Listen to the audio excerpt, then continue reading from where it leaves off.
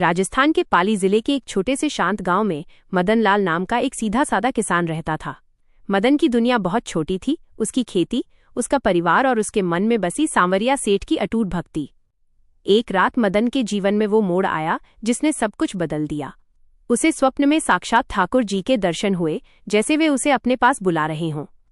सुबह के धुंधलके में जब परिंदे भी नहीं चहचहाए थे, मदन की आंखें खुल गईं और उसके मन में एक ही जिद बैठ गई कि आज वो पैदल ही चित्तौड़गढ़ स्थित सांवरिया सेठ के दरबार जाएगा। उसने अपनी पुरानी धोती और कुर्ता पहना, एक छोटी सी पोटली में 2 सूखी रोटियां और थोड़ा सा गुड़ बांधा और हाथ में पानी का एक लोटा लेकर घर की चौखट पर आ खड़ा हुआ।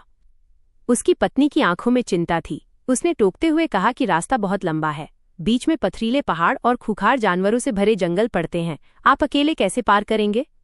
मदन ने बस मुस्कुराकर आसमान की ओर देखा और कहा कि जब बुलाने वाला सांवरा है तो रास्ता दिखाने वाला भी वही होगा। यह कहकर उसने गांव की धूल भरी पगडंडी पर अपने कदम बढ़ा दिए।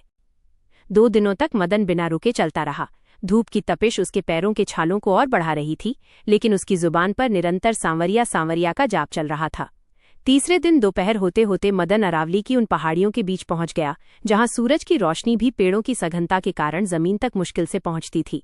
रास्ता बहुत पथरीला था और चलते चलते उसे एहसास हुआ कि वह मुख्य मार्ग भटक चुका है। शाम ढलने लगी थी और जंगल की खामोशी डरावनी होने लगी थी। भूख के कारण पेट में ऐंठन हो रही थी और लोटे का पानी कब का खत्म हो चुका था। प्यास से मदन का गला सूखकर कांटा हो गया था। निढाल होकर मदन एक विशाल बरगद के पेड़ की जड़ पर बैठ गया। उसने बेबसी में ऊपर की ओर हाथ फैलाए और रुंधे हुए गले से पुकारा, सांवरे, मैंने तो सुना था कि तू अपने भक्तों को कभी अकेला नहीं छोड़ता, फिर आज तेरा ये भक्त प्यास से दम तोड़ रहा है। क्या तू मुझे अपने दर तक भी नहीं पहुंचने देगा? अभी मदन की प्रार्थना पूरी भी नहीं हुई थी कि अचानक झाड़ियों में सरसराहट हुई। मदन को लगा कि शायद कोई चीता या भेड़िया है, लेकिन तभी एक सुरीली और मीठी आवाज गूंजी, अरे ओ काका, इस वीराने में अकेले क्यों बैठे हो? प्यासे लग रहे हो? मदन ने आंखें खोलकर देखा तो सामने एक सांवला सा किशोर खड़ा था। उसके बदन पर एक साधारण सी लंगोटी थी, कंधे पर लाठी और हाथ में मिट्टी की एक शीतल सुराही। उसके चेहरे पर ऐसी चमक थी कि मदन की सारी घबराहट पल भर में गायब हो गई। उस लड़के ने मदन को सुराही का पानी पिलाया। वो पानी इतना मीठा और ठंडा था जैसा मदन ने जीवन में कभी नहीं पिया था। पानी पीते ही मदन के शरीर में नई ऊर्जा आ गई। उस लड़के ने अपनी झोली से थोड़ा माखन और मिश्री निकालकर मदन की हथेली पर रख दिया। मदन मंत्रमुग्ध होकर उसे देखता रहा। पूरी रात वह लड़का वहीं बैठा रहा और मदन को कृष्ण की अद्भुत कथाएं सुनाता रहा। मदन को समय का पता ही नहीं चला। जैसे ही भोर की पहली किरण फूटी, उस लड़के ने एक पगडंडी की ओर इशारा करते हुए कहा कि काका, बस इस रास्ते पर सीधे चले जाओ, थोड़ी दूर पर तुम्हें मंदिर का शिखर दिख जाएगा।